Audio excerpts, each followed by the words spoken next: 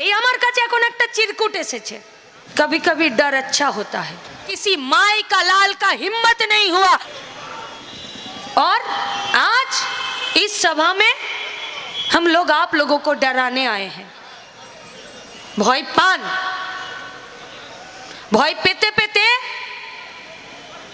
মরে যাবার আগে একটা বার ঘুরে দাঁড়ানোর চেষ্টা করুন, চোখের সামনে দেখবেন লাল ঝান্ডা হাতে সৃজন দাঁড়িয়ে আছে।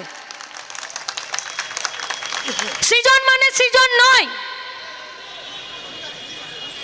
সৃজন মানে পার্লামেন্টে দিল্লি দুর্নীতি না খাऊंगा না খানে दूंगा, আরে যে প্রতিদিন কোটি কোটি টাকা চুরি করেছে তার বিরুদ্ধে আসলে একটা দারোয়ানকে লাল ঝান্ডা হাতে পার্লামেন্টের ভেতরে পাঠিয়ে দেওয়া, তার দায়িত্ব আপনাদেরকে বুথে বুথে নিতে হবে। অসংখ্য বুথ আছে এখানে, এই এতগুলো বিধানসভাতে, কেন পাঠাবেন সৃজনকে? সৃজন এমপি হয়ে যাবে বলে না।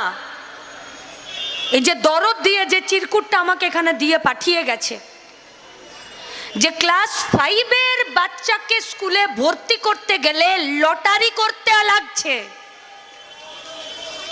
আর সেই লটারিতে ওই বাচ্চাটা যদি নাম না ওঠে তাহলে সোনারপুর থেকে নরেন্দ্রপুর হল্ট হয়ে শিয়ালদাতে চলে যেতে হবে, আর শিয়ালদা থেকে হাওড়া অবধি বাসে চলে যেতে হবে, আর হাওড়াতে একটা দূরপাল্লার ট্রেন ধরে রাজ্যের বাইরে চলে যেতে হবে, কারণ তার লেখাপড়ার দায়িত্ব পশ্চিমবঙ্গের রাজ্যের সরকার নেয়নি, তাকে একটা বাচ্চা বয়সে পরিযায়ী শ্রমিক হয়ে যাবার দায়িত্ব নিয়েছে সরকার। যদি এটা না চান তাহলে আপনাকে আপনার বুথে কথা বলতেই হবে। আজ আপনারা সমাবেশে এসছেন,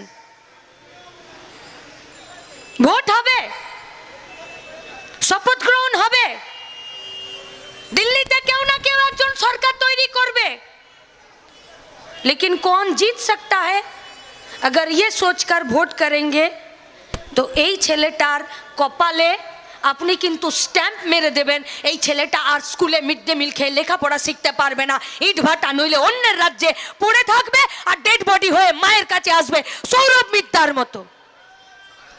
কি চান আপনারা, কি চাইছেন? এখানে অনেক কথা বলা যেতে পারে, কিন্তু ভোট তো পাড়াতে আর বুথে হবে।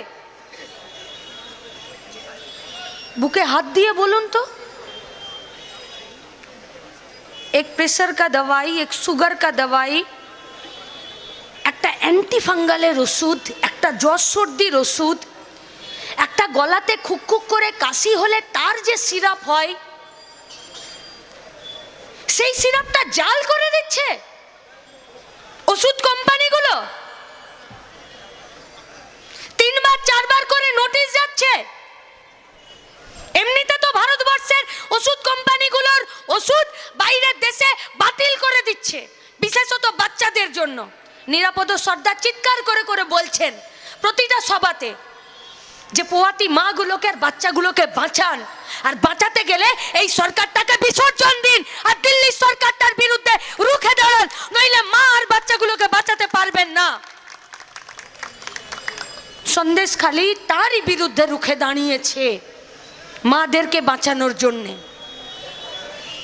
একটা ওষুধকে জাল করে দিচ্ছে, আর সেই ওষুধটা কিনতে গেলে ওষুধের দোকানে মা বাপ বেটা বউ পরিবারের কেউ একজন অসুস্থ, তার একটা ওষুধ কিনতে গেলে কসমেটিক্স তো দূর, বাদ দিয়ে দিন, একটু ভালো জামা কাপড় জুতো বাদ দিয়ে দিন, দুবেলা একটু মাছ মাংস বাদ দিয়ে দিন, শাকসবজি বাদ দিয়ে দিন, ডাল তরি তরকারি বাদ দিয়ে দিন, শুধুমাত্র বাপ মাকে আর বাচ্চাকে বউকে বাঁচানোর জন্য ওষুধের দোকানে লাইন দিয়ে দাঁড়িয়ে যে ওষুধগুলো কিনছি সেই ওষুধগুলোকে জাল করার জন্য মোদি ইলেকট্রাল বন্ডের নামে টাকা খেয়ে নিচ্ছে।